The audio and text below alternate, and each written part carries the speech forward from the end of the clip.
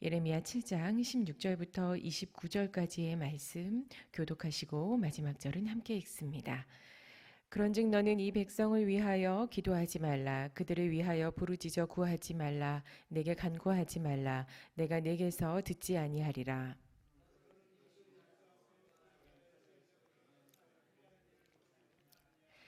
자식들은 나무를 줍고 아버지들은 불을 피우며 부녀들은 가루를 반죽하여 하늘의 여왕을 위하여 과자를 만들며 그들이 또 다른 신들에게 전제를 부음으로 나의 노를 일으키느니라.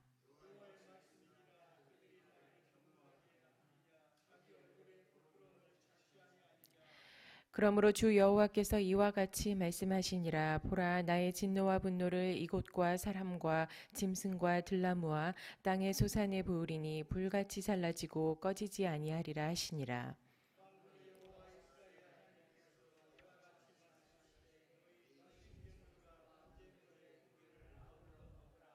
사실은 내가 너희 조상들을 애굽 땅에서 인도하여 낸 날에 번제나 희생에 대하여 말하지 아니하며 명령하지 아니하고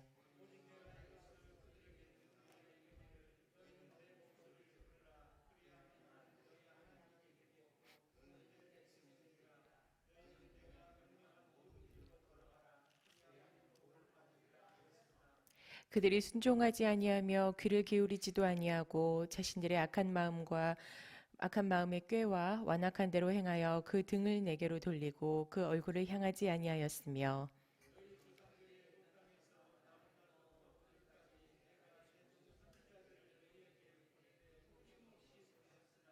너희가 나에게 순종하지 아니하며 귀를 기울이지 아니하고 목을 굳게 하여 너희 조상들보다 악을 더 행하였느니라.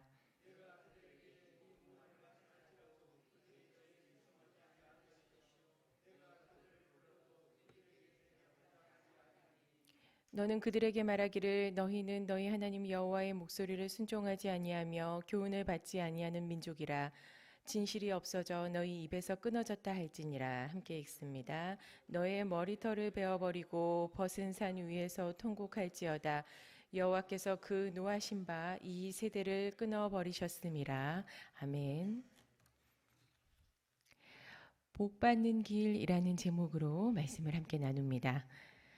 회개, 순종, 결단, 실천에 이어서 오늘은 근신함을 가르쳐 주시는 말씀을 봅니다. 이 말씀을 보면서 함께 기도 올려드리는 시간을 갖겠습니다. 어제 우상숭배에 대해 나누면서 하나님께 온전히 맡기지 못하고 내가 작정하고 기도해서 해결해 보려고 붙잡고 있는 기도 제목이 있다면 그게 우상숭배와도 같다라고 말씀을 드렸습니다. 잠깐 이 내용을 보면 기도를 쌓아야 한다, 충분한 기도가 필요하다 이렇게 우리가 보통 이야기하는데 우리가 쌓는 모든 기도의 제목은 첫째, 하나님의 뜻만이 이루어지는 것, 둘째, 그 하나님의 뜻에 무조건 아멘으로 순종할 수 있게 되는 것이어야 합니다. 끈질기게 강청하는 기도 또한 제일 좋은 하나님의 뜻이 나에게 이루어질 때 내 소욕이 앞서지 않기를 끈질기게 기도하는 겁니다. 다시 본문을 보면 오늘은 우상숭배를 저지른 죄에 대해서 구체적으로 말씀하시면서 지난 시간 동안 계속해서 경고하신 잘못된 예배를 엄하게 문책하십니다. 오늘 본문 처음에 예레미야에게 백성들을 위해 기도하지 말라고 하십니다. 자기 백성을 위해서 하나님께 기도드리는 게 모든 예언자들의 가장 중요한 임무입니다. 하지만 오랜 세월 동안 회개를 거부해온 예루살렘의 재앙이 이미 확정됐기 때문도 있고 또 무엇보다도 중보자가 정말 간절히 기도하거나 또 백성들이 만약에 부르짖어서 간절히 기도하면 하나님은 마음을 돌이키셔야 하는 입장이라서 그렇습니다.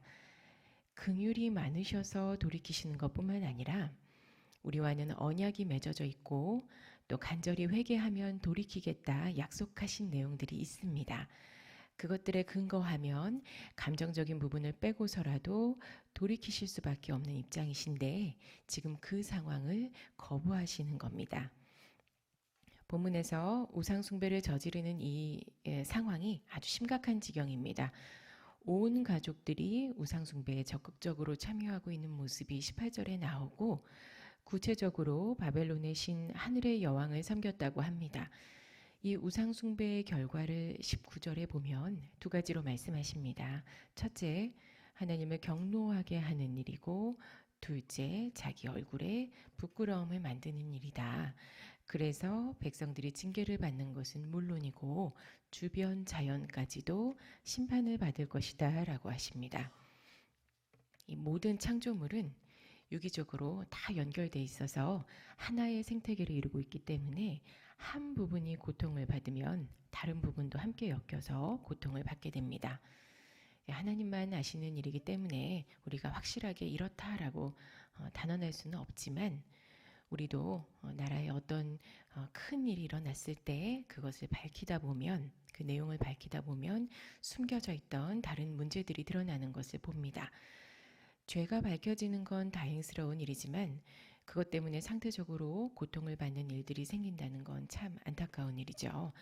이런 것들과 같은 맥락으로 이해하시면 됩니다. 하나님께서 설계하신 세상과 자연을 가만히 보면 사람이 바르게 살아갈 때 자연 환경도 보호를 받는다는 것을 알 수 있습니다. 반대로 사람이 죄악된 행동을 하면 심판이 오는데 자신은 물론이고 주변의 환경에도 손실이 올 수밖에 없습니다.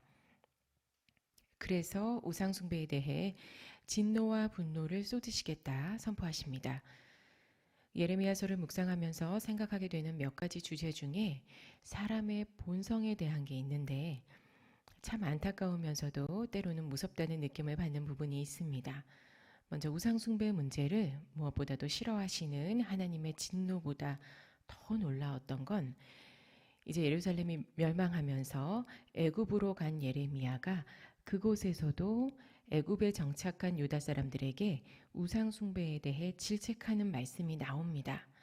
그런데 백성들이 44장에 우리가 하늘의 여왕에게 분향하고 그 앞에 전제를 드릴 것이다. 예전에 하늘 여왕을 섬길 때가 지금보다 더 잘 살고 번영했었다라고 말하면서 그때를 그리워합니다. 망하기도 하고 벌받기도 하고 하나님의 영광도 보고 은혜를 체험해도 우상 숭배를 끊어낸다는 것은 이렇게 어려운 일입니다. 그래서 우리도 예루살렘을 향해 비판할 수도 없고 내 믿음이 크다고 자신할 수도 없고 태신절을 보면서 이해할 수 없다라고 말할 수도 없는 겁니다. 동시에 그래도 나는 믿음 지켜 살고 있으니 다행이다라고 안심할 수도 없습니다. 지금 내 믿음이 깨끗하고 옳은 길을 따르고 있는지는 오직 하나님만이 평가하실 수 있어요. 이제 잘못된 예배에 대해서 말씀하십니다. 며칠에 걸쳐서 이 예배에 대한 부분이 반복해서 나오고 있습니다.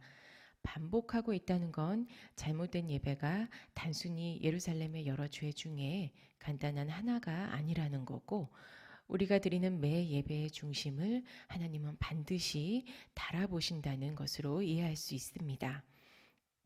이어 21절에 희생제물과 번제물의 고기를 먹으라고 하십니다. 이 번제물의 고기는 다 태워야 하고 희생제물은 제물의 대부분을 제사 드린 사람들이 식사 시간에 나눠 먹었습니다. 그런데 이 둘을 다 먹으라고 하시는 하나님의 말씀은 이 두 제물에 하나님께서 아무런 가치를 두지 않으시기 때문에 한마디로 버리시는 제물이라는 뜻입니다. 제물이 끊이지 않고 하나님 앞에 올려지기는 하지만 이런 가식적인 예배는 전혀 받지 않으실 거고 양측의 거룩함이 즉 양쪽의 정결이 다르기 때문에 이 말하자면 질서에 의해서 받으실 수 없다는 것을 말하고 있는 본문입니다. 덧붙여서 번제나 희생제와 같은 예배를 하나님은 요구하지 않으셨다고 합니다. 그런데 출애굽한 이후부터 본격적인 제사가 드려졌기 때문에 여기에서 애굽 땅에서 인도하여 낸 날이라고 지금 나와 있죠. 문제가 하나님은 이 부분을 명령하신 적이 없다고 하고 오늘 원래는 오경을 확인해 보면 하나님은 제사에 대해서 말씀을 하셨습니다. 오늘의 본문은 아니라고 하시죠. 이 둘의 차이가 지금 있습니다. 이거는 출애굽 당시에 백성들이 죄를 지으면 그 죄를 처리해야 하니까 그 이유 때문에 드려진 제사였다는 거예요. 과거에는. 원래 하나님께서 원하시는 제사는 죄를 없애기 위한 목적이 아닙니다. 이건 예배예요. 예배를 드려야 하는 이유가 하나님을 기뻐하고 찬미하기 위해서고 양측이 그러니까 하나님과 우리가 서로 신령한 은혜 가운데 만나기 위해서입니다. 그래서 나는 너희 조상들이 출애굽할 때 제사에 대해서 명령하지 않았다라고 하신 진의는 죄 때문에 죄 대속하는 제사를 원 예배로는 지금 인정하지 않으시겠다는 말씀입니다. 하지만 그랬다 하더라도 다른 행위는 다 원치 않고 그저 내 말에 순종하기만 하면 하나님은 전부를 주신다고 하셨습니다. 23절에 그리하면 나는 너희 하나님이 되겠고 너희는 내 백성이 되리라. 순종이 이루어질 때 복을 얻으리라 라고 말씀하십니다. 여기서 제사가 있었음에도 그것 말고 내 목소리를 들으라 순종하라 라고 말씀하신 이유는 백성들이 형식적인 예배를 드리면서도 정작 하나님이 뭐라고 하시는지는 듣지 않았다는 겁니다. 하나님은 제물보다도 하나님과 우리가 예배로 만나서 하나님의 모든 길로 함께 가기를 원하십니다. 다른 어떤 제물보다도 하나님과 우리의 마음이 이렇게 맞을 때 복을 주시겠다는 그런 본문이에요. 예배를 강조하는 말씀을 많이 드립니다. 꼭 예배 때 응답받으시고 하나님의 마음속 깊은 곳의 계획들이 잘 열매 맺을 수 있도록 예배를 잘 준비하고 집중하시라고 소중히 여기시라는 말씀을 많이 드립니다. 그리고 그런 우리 모든 성도분들이 축복을 받게 해달라는 기도도 많이 합니다. 오늘 말씀에도 복이 나오고 복에 대한 말씀과 기도를 많이 드리는데 이 복이 우리가 하나님과 연합해서 하나님의 모든 길로 갈 때 내려오는 거라면 이것은 절대 기복의 신앙이 될 수가 없습니다. 복에 대해 오해하지 않으시기를 바랍니다. 돈도 받고 건강도 받게 해달라는 어떤 복을 비는 게 아니고 하나님의 모든 길을 아멘으로 받아들이는 거, 처음에 말씀드렸듯이 하나님의 뜻이 이루어지도록 순종하는 거.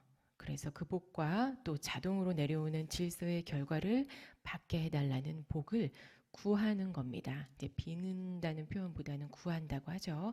기복이 아니고 요즘 많이들 하시는 말로 구복입니다. 복을 비는 게 아니고 질서 아래에서 복을 구하는 것. 구복의 신앙 아래에서 예배에 승리하시고 예비된 복을 놓치지 말고 찾아가시기를 소원합니다. 복받는 길에 대해 알리신 이후에 이어지는 본문에도 예루살렘이 자신들의 악한 마음과 꾀를 따라 살다가 멸망하게 된다는 것을 여전히 말씀하십니다. 선지자들을 보내서 경고해도 듣지 않은 결과로 대신에 뱀과 독사를 보내신다는 결정이 다음 주에 이어집니다. 그리고 이제는 예루살렘에게 진실이 없어졌다고 하셨습니다. 어제 말씀드린 공의와 의, 인애, 이거는 이제 사랑이죠. 이것들이 진실입니다. 이제 재앙이 진행될 거기 때문에 회복의 시점까지 예루살렘에게는 이 진실이 없습니다. 진실 없이 그 어느 때까지는 예루살렘이 살아가야 돼요. 이제 그래도 소망은 이 재앙의 선포 가운데에도 복받는 길을 알리시는 우리 하나님께 있습니다. 고린도후서 4장 6절입니다. 어두운 데에 빛이 있으라 말씀하셨던 그 하나님께서 예수 그리스도의 얼굴에 있는 하나님의 영광을 아는 빛을 우리 마음에 비추셨느니라. 아멘. 우리가 아주 멸망할 수 없는 건 하나님의 영광을 이미 알기 때문입니다. 그래서 죄 중에서도 진리, 공의와 의, 그리고 복을 구하기를 쉬지 않고 기도할 수 있는 겁니다. 오늘 기도하실 때 나에게 어떤 죄와 어떤 우상숭배라는 아픔이 남아 있더라도 하나님께서 주신 빛, 하나님의 영광을 알도록 내 마음에 주신 비 따라 복을 구하니 모든 죄를 사해 주시고 예배 가운데 언제나 승리할 수 있기를 기도하시기 바랍니다. 오늘 큰 응답으로 우리와 함께 하실 하나님께 미리 감사를 올려드립니다. 기도하시겠습니다.